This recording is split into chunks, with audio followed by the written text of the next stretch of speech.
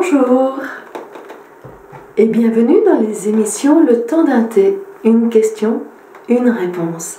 Et aujourd'hui, la question c'est: est-ce que je peux bouger si j'ai une péridurale?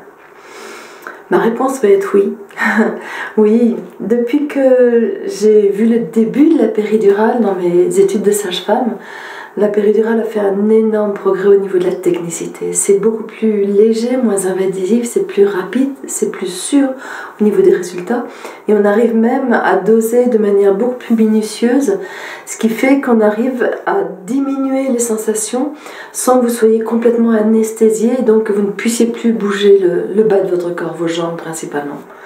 Donc effectivement, maintenant, dans la plupart des cas, vous pouvez effectivement bouger. Il existe même ce que l'on appelle la péridurale déambulatoire, c'est-à-dire que vous pouvez marcher.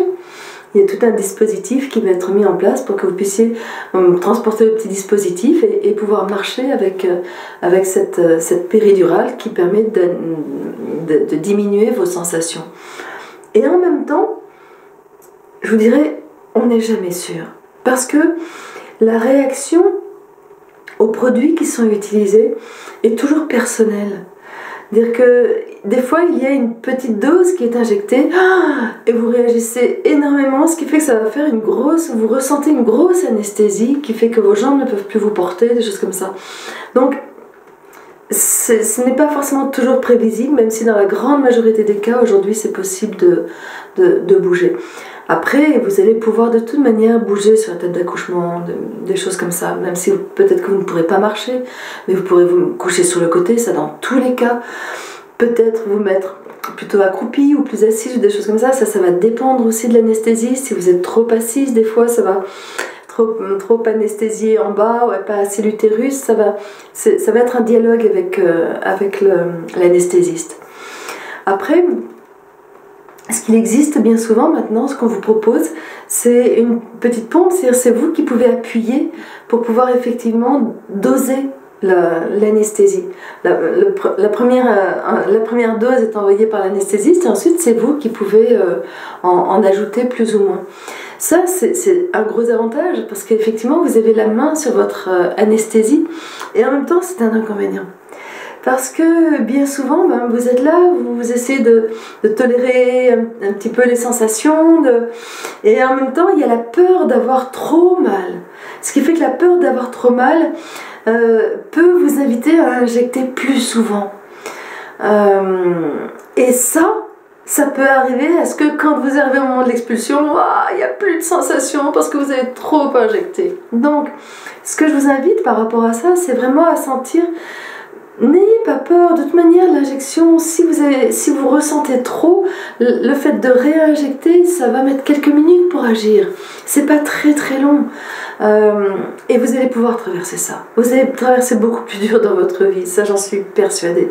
Donc n'ayez pas peur du fait de recommencer à avoir mal. Trouvez juste cette notion de pouvoir... Comme si vous écrétiez la douleur des contractions, vous enlevez ce qui est trop important et vous gardez, savourez le fait d'avoir quand même des sensations de contraction, d'avoir quand même des sensations du travail qui se fait dans votre corps, dans votre bassin, dans votre périnée, dans vos muscles. Et même si ça vous amène peut-être à respirer, peut-être à aller dedans, peut-être oser en garder un petit peu, ce qui fait que ça va aussi... faire que vous allez avoir une dose moindre, donc vous allez plus facilement bouger, plus facilement avoir vos sensations, plus facilement avoir cette sensation d'être présente, cette notion d'être présente et actrice dans votre accouchement, et vous aurez aussi la sensation pour pouvoir pousser votre bébé à la fin. Donc ça, c'est un petit conseil. Souvent, des femmes m'ont rapporté le fait que « Ah, écoute, c'est dommage, j'avais tellement peur de recommencer à avoir mal que j'ai trop injecté. » Et ça, je l'ai entendu des dizaines et des dizaines et des dizaines de fois. Donc c'est ça, je vous dis, n'ayez pas peur de trop avoir mal. N'ayez pas peur.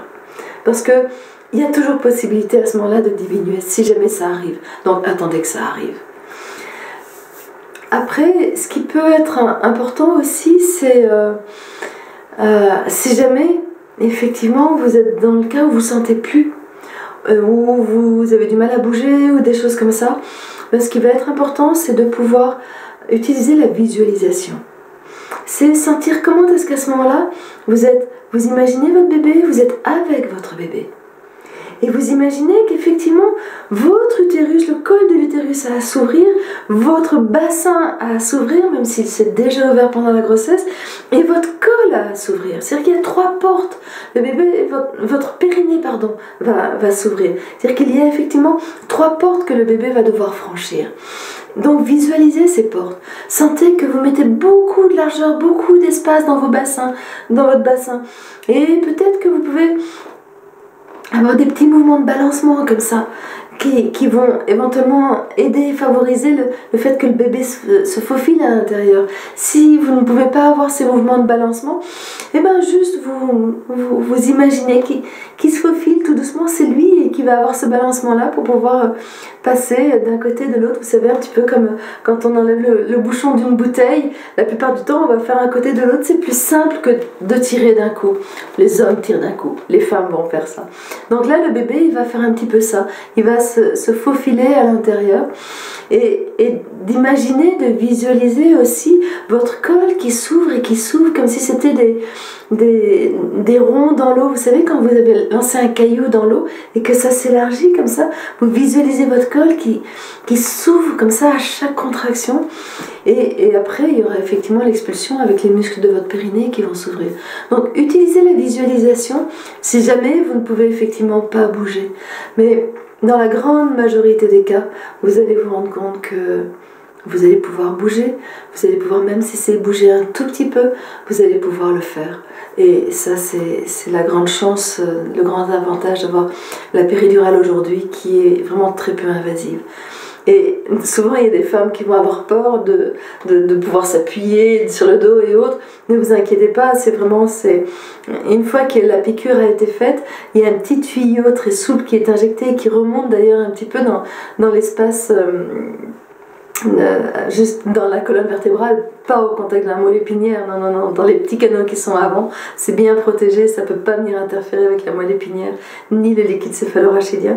Et ce qui fait que ce petit tuyau va être scotché dans votre dos, sur toute la longueur de votre dos, ce qui fait que c'est souple et vous pouvez vraiment vous appuyer sans crainte. C'est très très difficile d'arracher tout ça. Donc voilà, sachez qu'effectivement, la péridurale, vous pouvez bouger la plupart du temps aujourd'hui avec, éventuellement par précaution, exprimer ça à l'anesthésiste lorsqu'il vous fait la péridurale. Et puis après, ce qui va être aussi une grande clé, c'est de bien choisir le moment où vous allez la demander.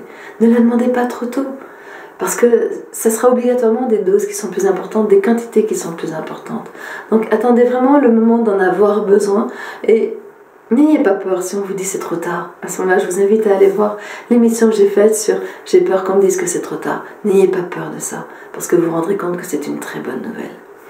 Voilà, donc c'est à vous d'expérimenter, d'oser et du coup d'être détendu avec cette notion de péridurale, parce que vous allez pouvoir rester active, surtout si vous souhaitez être active. Donc, belle expérimentation.